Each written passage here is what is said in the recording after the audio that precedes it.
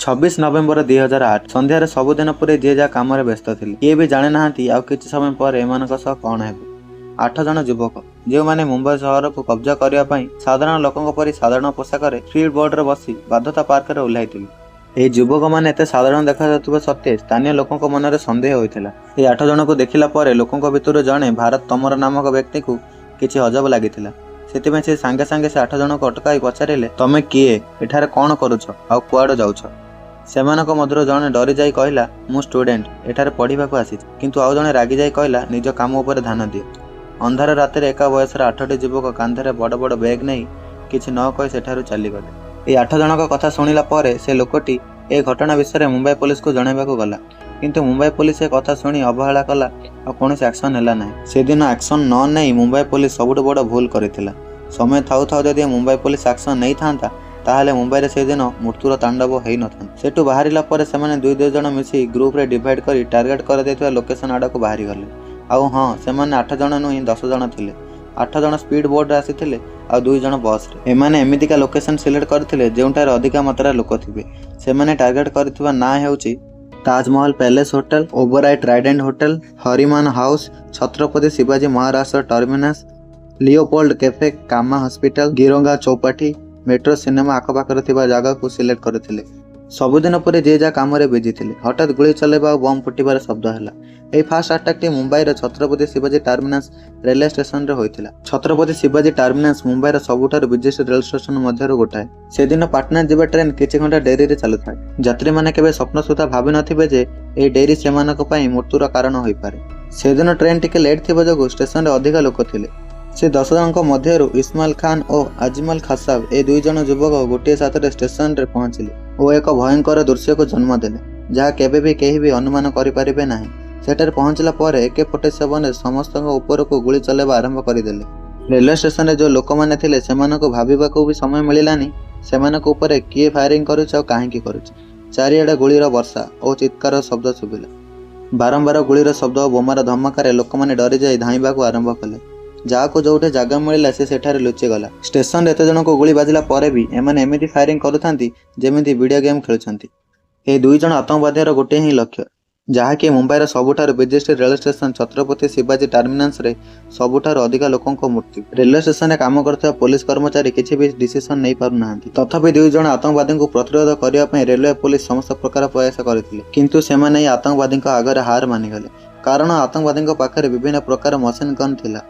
हेले railway police पाखरे केवल ड्यूटी रिवॉल्वर थिबा जगु सेमाने आतंकवादी को सामना कर पारले नाही। गोटे घंटा मध्य ही 58 जन लोकों मृत्यु घटिथिला और 104 आघात होइथिले। जेतेबेले CST रेलवे स्टेशन रे फायरिंग चलीथिला सेतेबेले मुंबई पुलिस को ए विषय सूचना मिलिला किंतु पुलिस कौनसी एक्शन नेबा पूर्व आउ गोटे तांडव आरंभ होई सारिथिला। मुंबईर सबुठु फेमस लियोपोल्ड कैफे रे से दिन आतंकवादी मध्य आउ 2 जन आतंकवादी CST रेलवे स्टेशन रे जेपरी घटना घटिथिला ठीक सेमिति लियोपोल्ड कैफे रे तांडव आरंभ कर दैथिले। ए अटैक हेबा आगर लोक मानकु कौनसी खबर नथिला। नित्यदिन पर जे जा काम करुथिले कि का सांग मानक सह मस्ती करुथाय।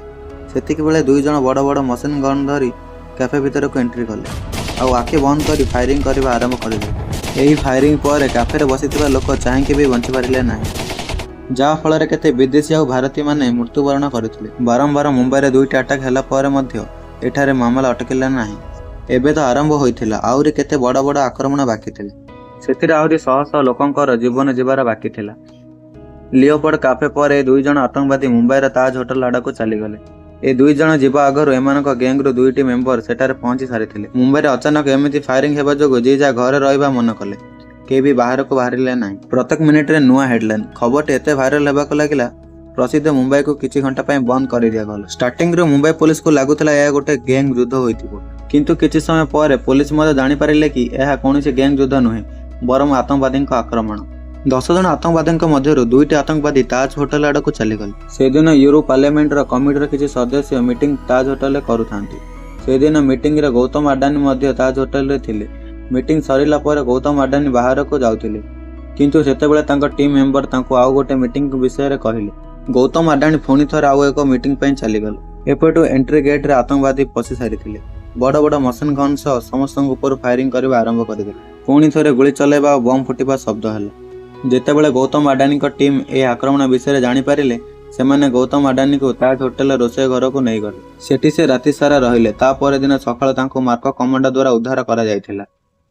ଗୌତମ ଆଡାନୀ ସେଠାରୁ ସୁରକ୍ଷିତ ଭାବେ ବାହାରି ଆସିଲେ, କିନ୍ତୁ ସେଠାରେ ହଜାର ହଜାର ଲୋକ ଏବେ ବି ଭିତରେ ଥିଲେ। ଏହି 2 ଜଣ ଆତଙ୍କବାଦୀ ଫାର୍ଷ୍ଟ ଫ୍ଲୋରରୁ ଫାୟରିଂ କରି କରି ସେକେଣ୍ଡ ଫ୍ଲୋରକୁ ଚାଲିଗଲେ। ଯେଉଁମାନେ ଏହି ଫାୟରିଂରୁ ବଞ୍ଚି ଯାଇଥିଲେ ହୋଟେଲ ଝରକା ଭାଙ୍ଗି ଲାଗିଥିବା ଫରଦା ଦ୍ୱାରା ସେଠାରୁ ବାହାରି ଆସିଲେ। ଏହି ଆତଙ୍କବାଦୀଙ୍କ ମୁଖ୍ୟ ଲକ୍ଷ୍ୟ ଥିଲା କୌଣସି ବଡ଼ ବିଜନେସମ୍ୟାନକୁ ବନ୍ଦୀ କରିବା, ଯାହାଦ୍ୱାରା ଭାରତ ସରକାର ସହ ଏମାନେ କନେକ୍ଟ କରିପାରିବେ। କିନ୍ତୁ ତାହା ହେଲା ନାହିଁ। ଯଦି ଗୌତମ ଆଡାନୀଙ୍କୁ ସେଠାରୁ ଉଦ୍ଧାର ନ କରାଯାଇଥାନ୍ତା, ତାହେଲେ ଏମାନେ ପ୍ଲାନିଂରେ ସକ୍ସେସଫୁଲ ହୋଇପାରିଥାନ୍ତେ। ସେମାନେ ଫାୟରିଂ କରି କରି 5 ଫ୍ଲୋରକୁ ଚାଲିଗଲେ। ସେଠି ଗଲା ପରେ ସେମାନଙ୍କୁ କୌଣସି ନାମୀ ଦାମୀ ଲୋକ ମିଳିଲେନି। ସେମାନେ ଡେରି ନ କରି 6 ଫ୍ଲୋର ଆଡ଼କୁ ବାହାରିଗଲେ। 6 ଫ୍ଲୋରରେ ପହଞ୍ଚିଲା ପରେ ସେମାନଙ୍କ ନଜର 520 ନମ୍ବର ରୁମ୍ରେ ପଡ଼ିଲା। ସେ ରୁମ୍ର କବାଟ ଭିତରୁ ବନ୍ଦ ଥିଲା। ସେମାନେ କବାଟକୁ ବାଡ଼େଇଲେ, କିନ୍ତୁ କବାଟ ଭିତରୁ କେହି ଖୋଲିଲା ନାହିଁ। ଆତଙ୍କବାଦୀମାନେ ରାଗିଯାଇ କବାଟକୁ ଭାଙ୍ଗିଦେଲେ ଆଉ ଭିତରକୁ ଚାଲିଗଲେ। ଭିତରକୁ ଗଲା ପରେ ଦେଖିଲେ ଯେ କର୍ପୋରେସନ ବ୍ୟାଙ୍କର ଫାର୍ମର ଚେୟାରମ୍ୟାନ KR ରାମମୂର୍ତ୍ତି ଥିଲେ। ଗୁଳିର ଶବ୍ଦ ଏବଂ ଲୋକମାନଙ୍କର ଚିତ୍କାର ଯୋଗୁଁ ସେ ମଧ୍ୟ ଆକ୍ରମଣ ବିଷୟରେ ଜାଣିପାରିଥିଲେ। ସେଥିପାଇଁ ସେ କବାଟକୁ ବନ୍ଦ କରି ଭିତରେ ଲୁଚି ଯାଇଥିଲେ। ଯାହାର ଡର ଥିଲା ସେୟା ହିଁ ହେଲା।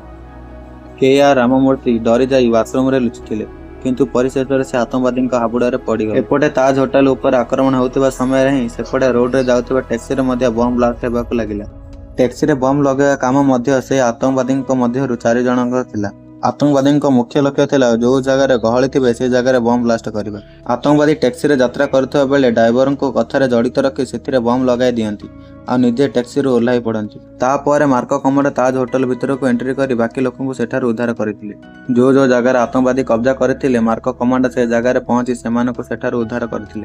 10 ଜଣ ମଧ୍ୟରୁ 9 ଜଣଙ୍କୁ ମାରି ଦିଆଗଲା ଓ ଆଜମଲ ଖାସାବକୁ ଜୀବିତ ଧରାଗଲା। 26 ନଭେମ୍ବର ସନ୍ଧ୍ୟାରେ ଆରମ୍ଭ ହୋଇଥିବା ଏହି ମୃତ୍ୟୁର ଖେଳ 29 ନଭେମ୍ବର ସକାଳ ସୁଦ୍ଧା ସରିଯାଇଥିଲା। ଏହି ଆକ୍ରମଣରେ 186 ନିରୀହ ଲୋକଙ୍କ ମୃତ୍ୟୁ ହୋଇଥିଲା। 300ରୁ ଅଧିକ ଲୋକଙ୍କ ଆଘାତ ହୋଇଥିଲା। କିନ୍ତୁ 10 ଜଣ ଆତଙ୍କବାଦୀଙ୍କ ଆଗରେ ମୁମ୍ବାଇ ପୋଲିସ ହାର ମାନି ଯାଇଥିଲା। ଏହା ଭାରତ ପାଇଁ ବହୁତ ବଡ଼ ଲଜ୍ଜାଜନକ କଥା। ଏହି ଘଟଣା ପରେ ଭାରତ ସରକାରଙ୍କୁ ସୁରକ୍ଷା ବିଷୟରେ ଭାବିବା ପାଇଁ ସୂଚନା ଦିଆଗଲା। ମିଡିଆରେ ଏହି ଆକ୍ରମଣକୁ ନେଇ ଏତେ ନିନ୍ଦା ଚାଲିଥାଏ।